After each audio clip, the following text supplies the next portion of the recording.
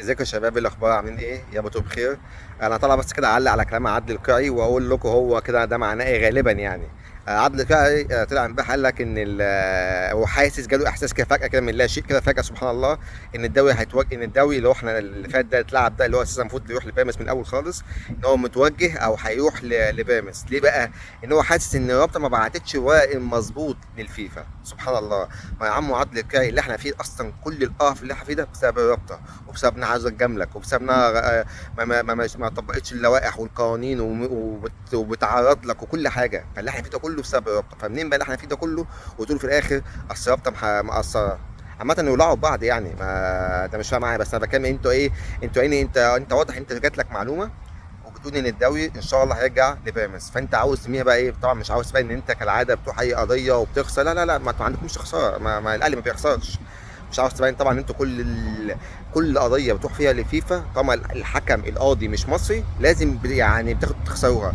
لكن اي قضيه هنا في مصر بتاعتكم، او اقصى حاجه لو يعني لو كده يجي يقول لك ايه، انا غلت ايديا وغلت عينيا ومش هقدر اقضي حكم زي ما بيحصل كده، والحاجه الحقيقه تبقى قدام القاضي، الحقيقه قدام الناس في مصر. يقول لك لا لا لا، كل ده ايه عشان النانوس ما يزعلش.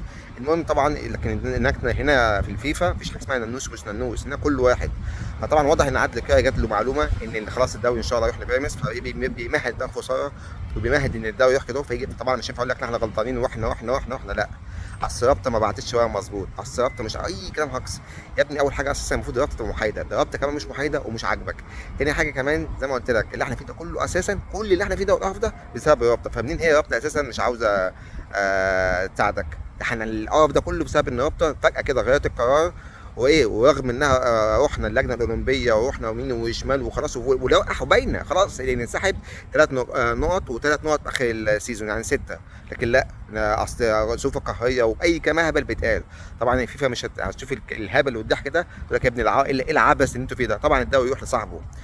فالمهم يعني فان شاء الله ده ايه، ده بشرة خير كده للزمالك وبشرة خير لبيراميدز. انا طبعا ما يهمنيش بيراميدز يكسب ما يكسبش، بس انا ايه، انا بس طالما حاجه هتضايق النادي الاهلي فانا تمام قوي، طالما حاجه بطوله هتتسحب منكم فانا تمام قوي. ده غير طبعا ان انا ايه، ان شاء الله ده هيثبت صدق كلامي ان انا كنت بقول معلومات معينه في الموضوع ده، الناس كانت تقعد تهاجمني وانت كذاب وانت هجاص، فده ان شاء الله هيثبت ان انا صح وعلى طول صح باذن الله، ان انا هنا بتفق مع ربنا في المعلومه اللي انا بقولها، مش زي الناس تانية افضل اتكلم وهجص عشان بس ايه ارضي ناس معينه. المهم باختصار شديد جدا ان شاء الله ده ايه، طبعا عمو عدل كيعي رماها كده فان شاء الله خير، والبيراميدز هيروح والدوري يروح لبيراميدز والاهلي يعيط بقى وكل الهجص بتاع عملته ده كله خلاص يطلع على الفاضي. رغم ان الرابطه حتى لما بيراميدز حتى لما قال لك عاوز استعجال في الطلب، الاهلي رافض هو ورابطه، مع ان الرابطه اساسا المفروض ما تهمهاش، لكن لا عشان الناموس. شوف الفجر يعني. القرار بدل ما يطلع مثلا بقاله مثلا من شهرين ولا حاجه ولا من 3 شهور، لا اجلوه يطلع مثلا 3 4 شهور عشان بس الاهلي ايه، يبقى راح كده بطوله كاس العالم فاخوك كده انا بطل الدوري. او ما هم حتى عارفين من جوه نفسهم ان ده حاجه مؤقته، لكن لا ومش عارف ايه عامة خلاص مش مشكله. المهم بس ايه في الاخر مين اللي يضحك؟ فان شاء الله احنا هنضحك عليكم وهنشمت فيكم ان شاء الله ان ده حقنا، وده بما يرضي الله. زي ما القوانين اتطبقت على الزمالك قبل كده مرتين لازم تطبق عليكم، وكلنا سواسيه، مفيش حاجه اسمها الننوش مش ننوس. عامه ان شاء الله القرار يطلع قريب باذن الله ان شاء الله، بكتير من شهر شهرين بكتير قوي، وساعتها بنينا كلام تاني. يلا اشوفكم على خير، سلام.